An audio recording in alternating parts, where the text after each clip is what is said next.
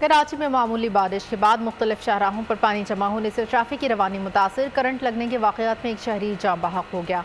इसी वक्त हमारे नुमाइंदे खुर्रम गुलजार शाहर पाकिस्तान पर मौजूद हैं, उनसे जानते हैं। खुर्रम गुलजार, बताइएगा क्या सूरत हाल देख रहे हैं शहर की?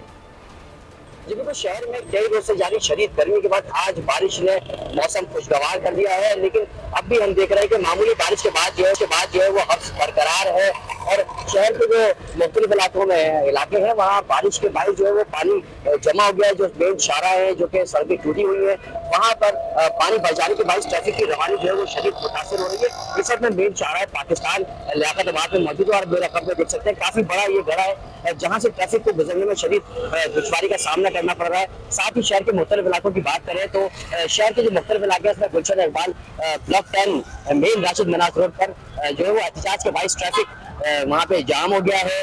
जो मकीन है उन्होंने एहतजाज के बाद दोनों शाहराएं बंद कर दी, जिसकी वजह से बदतरीन ट्रैफिक जाम हुआ है।